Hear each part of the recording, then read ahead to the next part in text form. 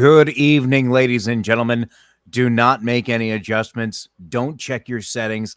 I know it's weird to see me after that opening, but there's a special occasion that I'm here with Fletchroom producer Todd to discuss and review Indiana Jones and the Dial of Destiny. Now, don't worry, we're going to have some non-spoiler stuff to talk about first, and then we're going to go into the spoiler stuff, Section. for lack of a better section. Thank you very much, Fleshroom producer Todd. Well, we have the Assume you're spoiler chilling? warning. Yeah, Are we Yeah. all good I to don't go know. to just jump into these non-spoiler initial thoughts?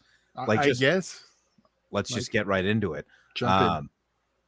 So one thing that I almost went into the spoiler segment, but I will say that this doesn't really spoil anything. It was odd that for the first time the Paramount logo wasn't used to merge into something else, but it wasn't a huge deal breaker.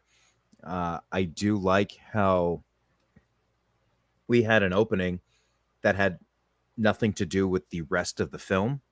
Kind of made me feel like I was watching the originals, because with Raiders of the Lost Ark, he goes after the idol fertility before going after the Ark of the Covenant.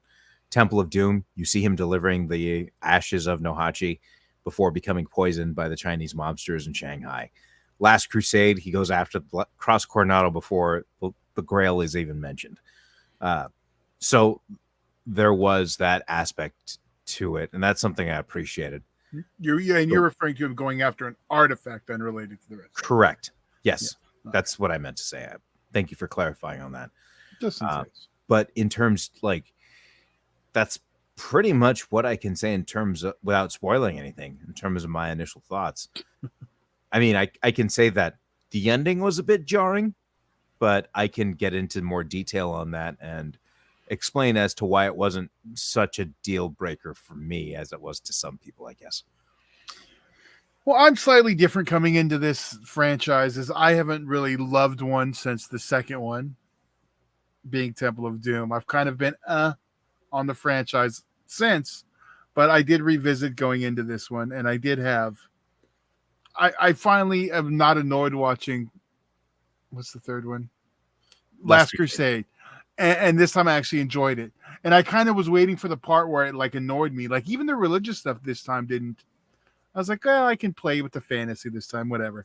If I can believe in the Ark opening, I can believe in this Jesus stuff. So yeah, I went with your logic and it kind of stuck in there. Thank you.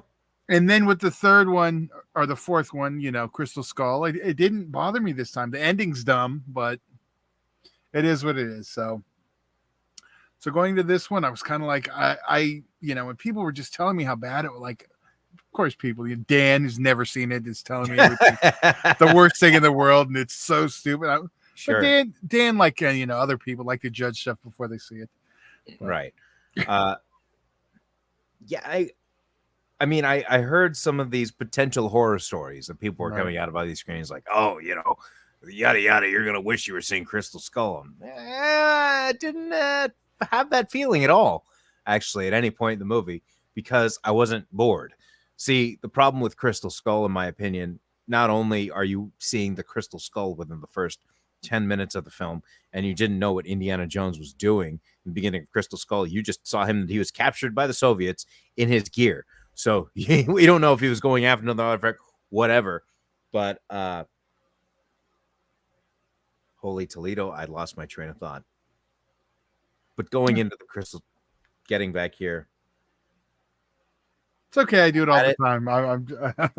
Well, no, here. So there was a lot more stuff, and because I had recently seen Crystal Skull, and there was a lot more stuff in Crystal Skull where I was like, now, how come these two KGB agents can approach Indiana Jones and his son, and they need to create a diversion to escape instead of just yelling in an American diner, hey, we got some commies over here, and just let things happen the way they would normally happen? That, stuff like that took me out of it. And essentially, you never saw really anything evil of the Soviets, right? I mean, you either had Nazis before, which are Nazis, right? Or you saw the thuggies using child slavery, right? Right. So, and beating some of the kids in the movie, right? So you had reasons to actually hate these guys. But with the Soviets in Crystal Skull, it's like, yeah, I don't see him doing anything sinister. And then plus, in terms of the formula of all the Indiana Jones movies, in terms of like animal threats, Raiders of the Lost Ark had snakes, right? The Temple of Doom had the chamber of all these bugs, right? The Last Crusade had all the rats in the burial chamber, whatever. You get to Crystal Skull, you know what the animal threat was? It was ants. A lot of ants. It was a lot of ants. But this film also had that animal threat, something happening underwater that wasn't something I was completely expecting, but still felt the theme of like, yeah, this. Sorry, go on. No, I was to say, you also channel a little bit of Temple of Doom with that bug scene. There was, but it went very quickly. And it was like the supersized version of it, too. Almost. Some of the bugs were bigger. Well, no, to me, it felt like instead of like Willie reaching her hand inside of the thing, like they were going like they were inside of the thing is like the way it felt to me. So. I see. So let's give this a quick non-spoiler review. Okay. I'll kick things off by saying that while it is, I mean, I felt this walking out after seeing it 2 times. I still feel it's the case that the original 3 are in tier 1, right? For me, Raiders, Temple of Doom, Last Crusade, all in the top tier. You have Dial of Destiny at tier 2. Not as good, but I honestly don't think we're going to get another movie as good as that. I know, Todd, your feelings about part 3. I have my feelings about Last Crusade. But moving on, Crystal Skull would be tier 5. And I don't know if, Todd, if that's one we can agree on. I'm closer to first 2, absolutely, tier 1. Sure. And then the rest are kind of all on par with me. Okay. With Dial of Destiny beating out the other 2, but they're not like so far off that it is. Like, I think the knocks I have against the other 2 aren't present in this one. Okay. So there's some positives there. Yeah. So I would give this a 4. I mean, we usually rate things out of 5. I would give this a 4 out of the. Yeah, I'm gonna guess. I just have a feeling you would give it a 3.5. I was going back between those 2 numbers, but I haven't done my second viewing yet, so my numbers haven't been, tweaked and everything coming down from it. I think right now I'm still at a 4. I think I did enjoy it enough, and I want to go see it again when I can make the time. So at the end of the day, it has good action, and there's reasons for things that happen, and not like just stupid just because kind of things. They did a good job following the formula of at least trying to follow the formula of the originals, or at least I should say Raiders of Lost Ark.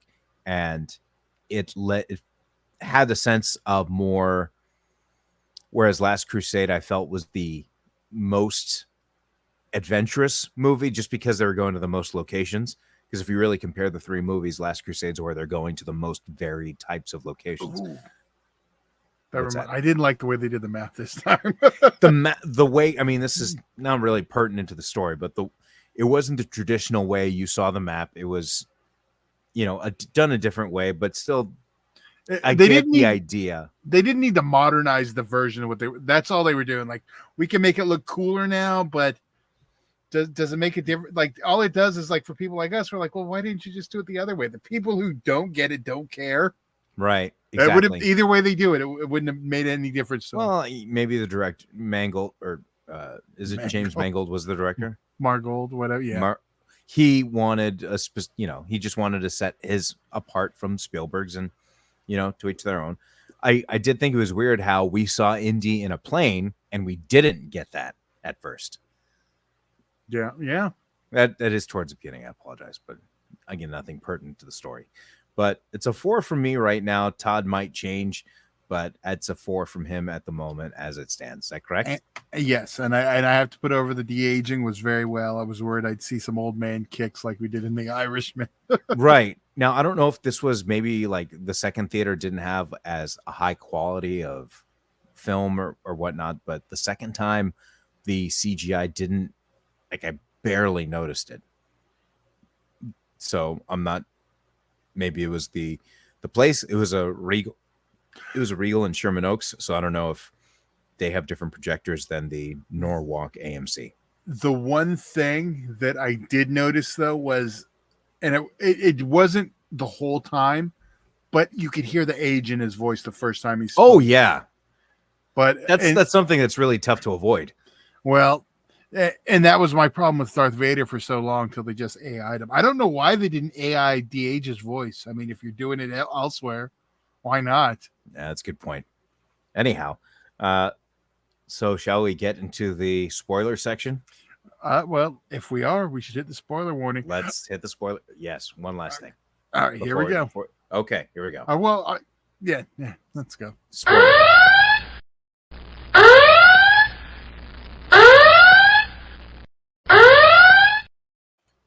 No mistakes.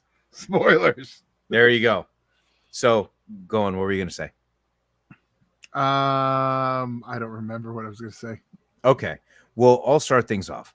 So now I can go on and say I appreciate that this length of longing us or whatever was, at least, while it didn't mean anything overall, it at least gave a reason for Indiana Jones being where he was at. And he was impersonating an officer. He was trying to get to this. They were just trying to preserve history. Cool. Right. I get it. And then when whatever the Antikythera, I think is what it was called, basically the half of the dial, right? Not really pertinent at that moment. And then you learn about the second half of the dial or whatever. That was my biggest problem with Crystal Skull, like I said, is that you essentially saw the Crystal Skull within the first 10 minutes of the movie. The first scene that you see Indy is about the Crystal Skull, whereas at least in this one, Last Crusade, Temple of Doom, Raiders of the Lost Ark, it's about something else that they're talking about that they're after or whatever. Yes. The whole retirement thing and like because I remember one of the reviews I had read talked about how kids falling asleep in Jones's modern day archaeology class, and it's like, you got to show some sort of progression. Like, you can't expect everybody to be in love with this, like a 70-year-old guy. They didn't do the and people are like all about space at this point. That's like the whole thing. They're not, and that's also like an interesting aspect to it. They're focused on what's out in the sky, what's up in the sky, not what's here on Earth, right. Which is what essentially archaeology is about the study of what's been going on here on this planet. Everybody's now being obsessed with what's going on out there. So Jones himself feels outdated. And that was an interesting aspect of it. But one thing I think people might be being frustrated about is that Jones isn't portrayed as being super smart or like gets outsmarted. That's the sense I'm getting, is like, oh, he doesn't look as smart as he used to in the other ones. You mean like when Belloc outsmarted him in Raiders of the Lost Ark practically at every turn? Not to mention that at the end of Raiders of the Lost Ark, Indy has his hands tied behind his back, literally does nothing to stop anybody. That has to be the contents of the Ark that does that. Temple of Doom, he was poisoned by the Chinese gangsters and didn't even get payment for obtaining the ashes of Nahachi. Last Crusade, he was fooled by Elsa. And his dad had to tell him, don't trust her. She's in one of them. And he gets fooled anyway. So this whole aspect of like Indiana Jones shouldn't be fooled. He does. That's it happens. And I think it's because people want to forget that, or I don't understand. It's like complaining Luke Skywalker's a whiny bitch in The Last Jedi, even though he's been in every movie there's ever been. I understand, but the fact that Last Jedi had stupid, dumb sets that has nothing to do with Luke Skywalker. Back to this. Has nothing to do to being a whiny bitch. No, but it does have everything to do with Last Jedi being a stupid movie. Moving on, though, back to this movie, Indiana Jones. That was pretty much like just going my initial thoughts of like what I wanted from an Indiana Jones film. I wanted the opening scene to be about something else that could tie into, the rest or whatever. The de-aging was done very well. I enjoyed this idea of his daughter going after the artifact or the item that he was obsessed with, and the illusion, the parallels of Indy going after the Grail, right? So it felt more natural, than Crystal Skull did. Whereas I felt Crystal Skull kind of felt forced, like, oh, hey, I'm your son. Oh, and remember this guy who is your teacher, and then there was a rumor that I had read that was initially supposed to be Ravenwood. Like Abner Ravenwood had survived whatever death that they thought he had, and that was actually supposed to be Ravenwood and not this random other professor. Anyhow, but tied in with that and the fact that went to multiple locations, you had an artifact that was a map that basically told you where to get the actual artifact that you're looking for, similar to Raiders of the Lost Ark with the headpiece that was for the Staff of Ra. So it allowed you to have more stuff in the movie, and I really enjoyed the scene with the eels, just because it had that element, like I was talking about, of an animal threat, right? The snakes in Raiders, the giant bug tunnel in Temple, and the rats in. And even though the rats weren't a threat in Last Crusade, it was just a mountain of them, and it's an uncomfortable amount. The stupid ants with Crystal Skull, like I mentioned, here at least the eels were just like, while they weren't as the diver was saying, they're not harmful. They won't kill you, but they'll stop you basically from getting back up to the surface. So there's that underwater element of these guys are in our way, or Right. these animals are in our way, and it added to the suspense of it. And there was, like I mentioned, with the KGB just showing up in a diner, and Harrison or Indy and Mutt needing to leave after creating whatever. This at least explained, okay, these were CIA guys that were working with Schmidt or whatever, and then all of a sudden these guys are no longer in public because they would be wanted or whatever. So there was stuff that was not taking me out of it, Right. like with the boat coming up, and then I appreciated that was, it made more sense at least than Crystal So Skull. what do you think is everyone's big issue? Is it the time travel and it's science? Yeah, the whole thing. But I mean, is that? I'm curious what got Dan's panties in a bunch and everyone else. I think the ending of Helena knocking out Indy and just abruptly taking him to back home, like when Indy wanted to stay, I think it was set up. I don't think that's. I don't think. Yeah, I think it's more than that. I think. Well, I would like to see a cut where Indy does not put the magnet over Marion's face on the fridge, and have an ending like what we saw. So that way it's at least hammers home that he still loves her, because when he puts the thing over her face, you get the idea like, okay, well, he wants to move on, right? Yeah, I didn't get it. Like I took it as he doesn't want to see her. Right? Yeah, like he still loves her, and so he doesn't want to see her because he didn't get rid of it. He covers it. Okay, that's fair, I guess. And he does still wear the ring. Yeah. So it does allude, they're trying to say like, hey, there is one person that Indy does care for, and that's why he is the way he is right now, is because she's not around. And Helena realized that. But I think its abruptness is what caught people off guard.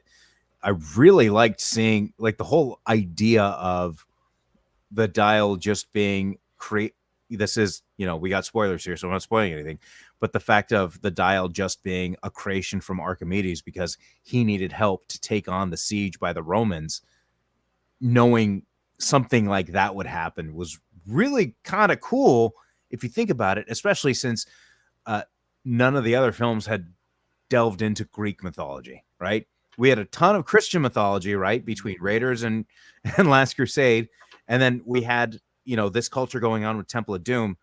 Crystal Skull tried to delve into, what was going on in Mexico the Amazon and the Incans, Aztecs, whatnot. Just, I get it. Yeah, it just seemed kind of strange. Like they were forcing an artifact to be in that environment.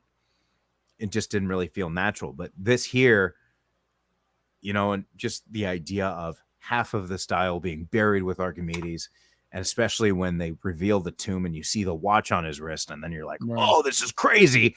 And then I love seeing that, oh, well, it was just the watch that Schmidt had on him, and then he took it off. Like, the fact that it felt like it was like lived in like real world science and not like a flux capacitor, I think helped make it believable. Like, and maybe that might be some people's issue with it, is that there was no actual supernatural, deal with it, or an actual, like, throw Crystal Skull out there. A lot of people like Last Crusade, right? There's some supernatural elements there. Indiana Jones's father survived because of supernatural elements, right? Temple of Doom. These stones, brought good fortune to a village. A guy ripped hearts out of people and they survived until they were lowered into a pit of fire. Raiders of the Lost Ark, you had ghosts coming out of this Ark of the Covenant. Here, like you said, it was pure math. This fissure in time was going to happen. Archimedes, like, if I can get somebody to just follow this direction here, it seems so like it. But all people hear is like, oh, Indiana Jones time travel. Oh, it's fucking stupid. And I'm sure that's what Dan did, and he hasn't. See, I know Dan would have loved to be on the show, but I'm not going to let him on a show to talk about a movie he hasn't watched and won't watch. I think I could tell him if he watched. I would have. Yeah, he did. No, I don't think. But but I will say some of the things that I could attack and defend any of the Indiana Jones movies, but I do think that there's some people are being upset with the way Indy's being treated, and maybe not as smart as it was in the other films. But I already went into that whole thing. Yeah, he had to drink the blood of Kali. They caught him. Like, Short Round had to save him. So he was pointless in the first movie. I know Marion would have died. And you would have been fine with Marion. I would have been. But if you think about it, though, that also means you never would have had old Mitt, whatever his name, Mutt. Right. But another thing to think about here is in all the fight scenes. So if you look at Raiders of the Lost Ark, when he has the fight with the shirtless German guy on the plane, right? And it's the plane. He needs help from Marion, that she needs to turn the plane to be able to get the propeller blades. Because remember, Indy was on the floor when that guy died, right? Then you go to Temple of Doom, who is actually the same guy. I think they just gave him a beard and dressed him up differently. But one of his like costume pieces or whatever got caught in the thing and it pulled him down. Indy didn't need to finish him off, right? He was very Jack Burton. Just kind of like screwing up and making it work on a lot of things. And you go to Last Crusade, there was the scene of him on the tank. He was hanging like by the strap of his bag, right? And the German commander smashing the shovel with it. And it was only because his dad had fired the gun inside the tank that caused the guy to get shot in the head, that turned the thing, and that allowed Indy to get so Indy's always needed help. He's never been able to do anything by himself. Or is he just lucky? No, but I think those aren't mutually exclusive. That's true. But basically, I think there's a perception out there that he's like supposed to be the greatest of all time because he can outsmart everybody and he's stronger than everybody. I think they've seen one too many Fast and the Furious movies and they're all indestructible. Maybe that might be it, or they haven't seen enough Die Hard movies, because John McClane, not that dissimilar, he gets his ass kicked in every single every single one of the good Die Hard movies. He does. I was going to say, to be fair, the last few Die Hard movies they got wouldn't make me want to go back and watch the old ones. I'm going to go with the original 3, but he gets his ass kicked in each of those 3. He does not win any of those fights, but you still love the character. And I think that's one of the reasons why I like John McClane so much, is he reminds me of Indiana Jones in the sense they're both human. They're not indestructible. They need other people's help to survive. That happens in each of the Die Hard movies. The last Die Hard movie, oh my God, that's another discussion for another day. Jesus. But they're similar in the sense that they show so much vulnerability. And the vulnerability is present here because he's inhuman, you know? So I don't know if people's perception of the character is different than what it actually is. And maybe that's why people are getting upset. I don't know how you feel about that. Yeah. No, I think people just want to be mad at something that's a major franchise. They want to review bomb, and I don't know.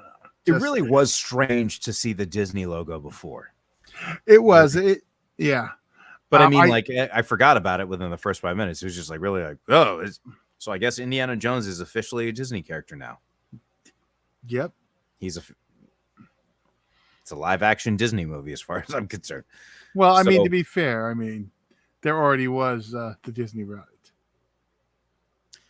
Right, but they at the time it was like they hadn't owned the Indiana Jones, and it was worked out. A deal was worked out with Lucasfilm and whatnot. So it's still weird to see the castle, I guess, before the Indiana. Yeah, that's where it is. So, but ladies and gentlemen, I mean, I saw it twice. I'm gonna go see it again eventually, some point, next opportunity I get. So I'd recommend checking it out if you're a fan of Indiana Jones. But remember, like, I don't know what to tell you. If this kind of reminded me of like the old school popcorn movie, like just go on an adventure, just follow along for the ride. That pissed me off about Crystal Skull is you started in the United States and you went to Peru, and that was pretty much it. You didn't go anywhere else. At least here you got the sense, oh, cool. We're going from here to Morocco, and then we're going to this island here, and then we're going to go over here.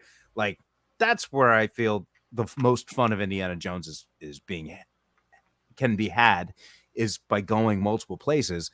And the reason I can forgive Temple of Doom is because he was stranded in that country. He had no.